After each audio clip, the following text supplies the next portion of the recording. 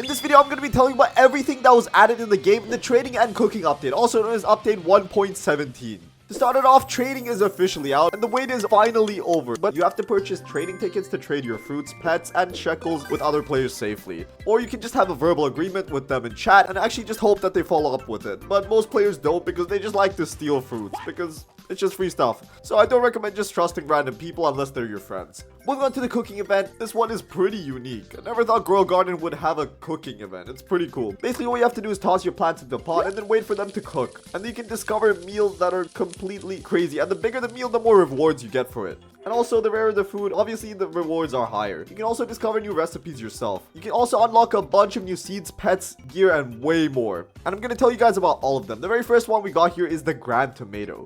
The Grand Tomato is like a tomato, but it's literally massive. I mean, just look at this. It's huge. You can actually get it from 3 different places. The Rainbow Sack, the Exotic Gourmet Seed Pack, or the Gourmet Seed Pack.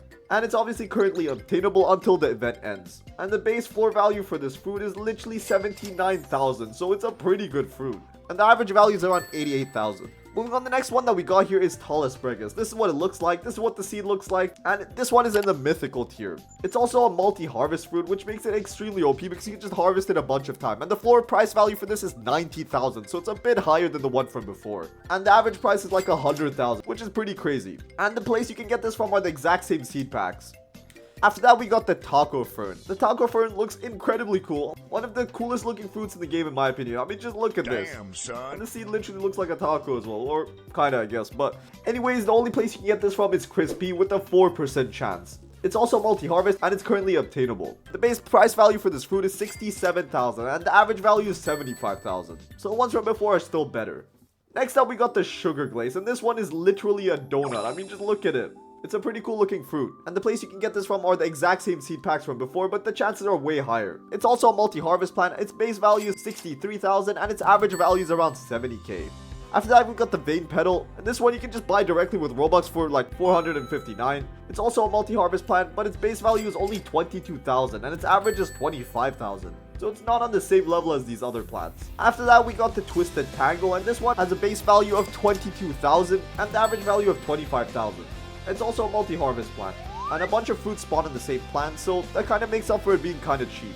After that, we got the Crown Melon, and you can probably get pretty easily from the seed packs I mentioned before. It's also a multi-harvest, its base value is like 45,000, and its average value is around 50k, which is pretty good. After that, we got the Jalapenos. These ones, you can get them way easier from these seed packs, literally with a 25% chance. They're also multi-harvest, base value of 27,000 and an average value of 30,000. That makes them pretty decent, but they're technically not like the best plants that you want to have. The ones that I mentioned first are literally best from this update, but not everyone's going to be getting their hands on them. After that, we got the Artichoke, and this is what it looks like. It's a pretty unique looking plant. It kind of reminds me of a lotus. This one is not a multi-harvest plant, and its floor price is literally 27,000. For a plant that's now multi-harvest, that's really low.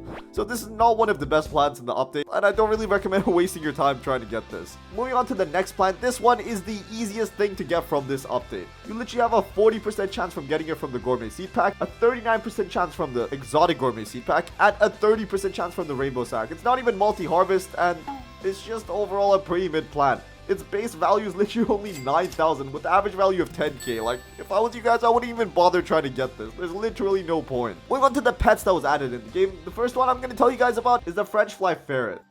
It's kind of cute. It literally has a bag of french fries on top of its head. You have a 1% chance of hatching this from the Gourmet Egg, and it's literally the best pet in this whole update. And its passive ability is called Friendly Fire. Every 60 minutes, it increases a random pet's level by 1. And the ability for this pet cannot be mimicked or refreshed. I might be thinking, you literally have to wait an hour to increase your pet's level. But once you get into the later stages of the game, it's really hard to level up your pet. So 1 hour, 30 minutes is an extremely good deal. So if you get your hands on this pet, don't trade it away. It's literally one of the best pets that's ever been added to the whole game. It's so OP that they literally made it so you can't copy its abilities.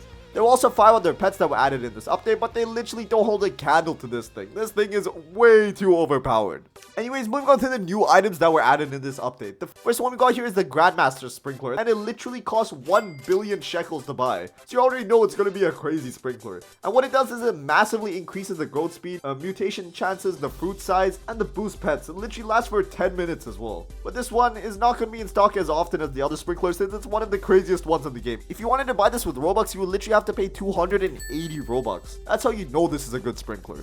And keep in mind, if you are in a lower level, I wouldn't recommend buying this because it's just gonna use up all of your money. So I only recommend buying this if your total shekels is like at least above 100 billion. Moving on, the next item that we got here is something that I talked about at the very start of this video, and that is the trading ticket. This is basically what's gonna help you trade with other players. You can buy it for a total of 100,000 shekels, which might seem like a crazy price for newer players, but like once you play the game for a bit, this money is literally pocket change. Or if you don't want to buy it with shekels, you can also buy it with 20 Robux, which I definitely do not recommend doing. Moving on to the next item that was added, we got the gourmet seed pack. And this is one of the seed packs I mentioned before, but let me tell about every single fruit that you can get from it. The first one is the onion, then we got the jalapeno, we got the crown melon, we got the sugar glaze, the tall asparagus, and the grand tomato. And these are all plants that I've listed before, but I just read them out in order from easiest to get to hardest to get to make things easier for you guys, which makes the grand tomato the rarest plant in this update, I guess. Anyways, after the gourmet seed pack, I'm going to be telling you about the gourmet egg and some of the pets that I did not mention to you guys yet. First of all, let me just tell you guys, this egg looks incredibly goofy. I mean, just look at this. What kind of egg model is this? It just looks so weird. It's actually kind of funny, though.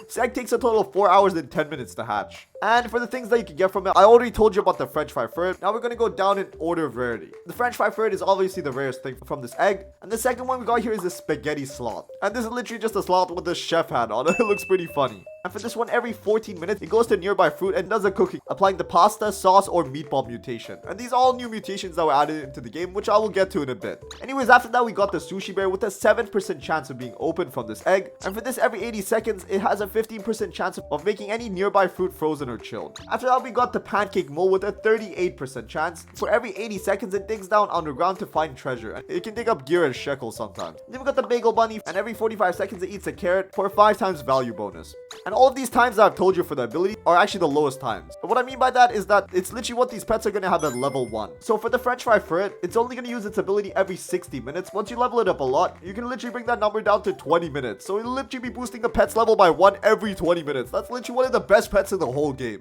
Anyways, moving on to the things that people don't care about too much, the crates. And these are cosmetic items that you can get during this update. The very first one I got here is the pink cake. You get for a 25% chance. The blue cake with the same percentage chance. The coffee machine with a 20% chance. The banana hammock with a 15% chance. The hot dog cart with a 6% chance. Then we got the cheese mat with a 6%. And a golden hot dog statue with a 3% chance of getting it. So if you get the golden hot dog statue, then consider yourself pretty lucky. You just got a really rare item. There's also a new item added called the pancake stack, and this is an item you can place on your farm to attract pets to where it's put down, which means if you have a radius ability on your pet, something like the cow or literally anything else, you can just place pancakes in the area you want it to come to. And you can basically force the pets to use their abilities there. This is a pretty unique addition, and I'm really glad they added this to the game. After that, there's a few more things that they've added. They've added the acid rain event, a bunch of new admin weather events, which I guess you won't be seeing for a while. Also, a butt ton of new mutations. They also fixed a butt ton of bugs in the game, and just basically made the game a lot better to play. And that's pretty much it.